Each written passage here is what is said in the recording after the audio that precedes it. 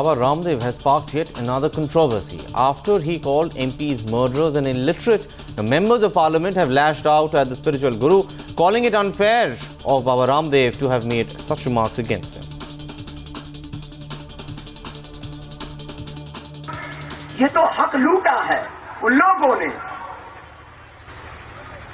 जिनकी भीतर न किसानों से न मजदूरों से न हिंदुस्तान से प्यार है। वो तो पैसे के यार हैं, वो पैसे के गुलाम हैं, वो जाहिल हैं, वो लुटेरे हैं, वो हत्यारे हैं और वो इंसान के रूप में शैतान और हैवान हैं जिनको बैठा दिया हमने कुर्सी पर, लेकिन वो कुर्सी पर बैठने के अधिकारी नहीं है, वो सत्ता करने की पात्रता नहीं रखते। लेकिन चल रहा है सिस्टम, हमने भी मान लिया कि 543 लोग ही हिंदुस्तान को चलाएंगे। उनमें कुछ अच्छे लोग हैं, उनका हम दिल से सम्मान करते हैं, लेकिन वहां लुटेरे भी बैठे हैं, वहां हत्यारे भी बैठे हैं, वहां जाहिल भी बैठे हैं। अब उस हिंदुस्तान की संसद को भी बचाना है, वहां से भ्रष्ट बेईमान और लुटेरों को हटाना, ये काम भी करना है। आज लगातार कुछ लोगों के द्वारा पार्लियामेंट पे और पार्लियामेंट में जनता के द्वारा चुने हुए जनप्रतिनिधियों पर जिस तरह से चरित्र हत्या किया जा रहा है, ये टिप्पणी उचित नहीं है। मैं समझता हूं कि आज उस संसदीय प्रणाली में, लोकतांत्रिक ढांचे में भारत की पार्लियामेंट और उसमें चुने हुए जो जनता के प्रतिनिधि वो 15 लाख जनता का विश्वास प्राप्त करते हैं। अगर किसी सांसद के ऊपर कोई अपराध या कोई इस तरह से बलात्कार, हत्या, डकैती का है, तो जिस दिन न्यायालय उनको दोष सिद्ध करता है उस दिन उनकी सदस्यता समाप्त हो जाती है। तो जब और इस तरह से पूरी पार्लियामेंट या उसमें बैठे हुए लोगों पे कहना, ये एक तरह से अपनी लोकतांत्रिक प्रणाली को कमजोर करना हुआ। Let's go across to Nandita. Now, Nandita, MPs and leaders across parties now uniting on this front.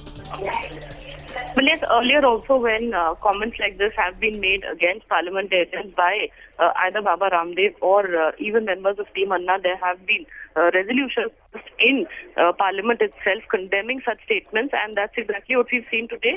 Though it's not happened inside the House, but leaders of all different parties have come out and condemned the statement made by Baba Ramdev today in Madhya Pradesh.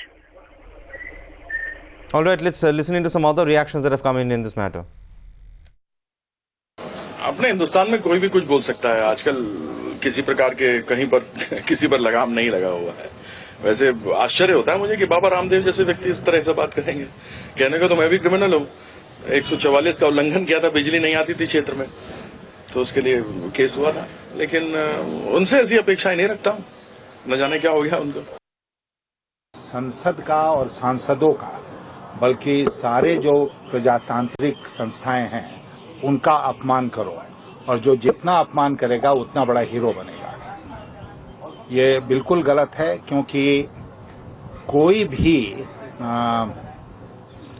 शक्ति ये authority नहीं देती है किसी को भी, वो कितने बड़े संत हों, कितने बड़े नेता हों, कितने बड़े एनजीओ हों, किसी को ये अथॉरिटी नहीं देती है कि वो प्रजातांत्रिक मूल्यों का ह्रास कराए और प्रजातंत्र की जो संस्थाएं हैं संविधान में निर्मित, संविधान के द्वारा निर्मित, उनके बारे में इस तरह की टिप्पणी की जाए।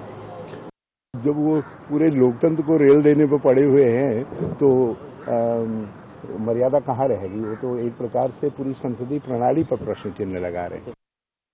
बाबा रामदेव ने कहा है कि फिर से की संसद में डेकोइट्स हैं और जाहिल लोग बैठे हैं इस पर। ऐसा है, संसद जो है वो संविधान के द्वारा निर्मित की गई है। संविधान सर्वोपरि है और उसने संसद को एक स्थान दिया है हमारे देश। हम सबको इस बात का ध्यान रखना चाहिए।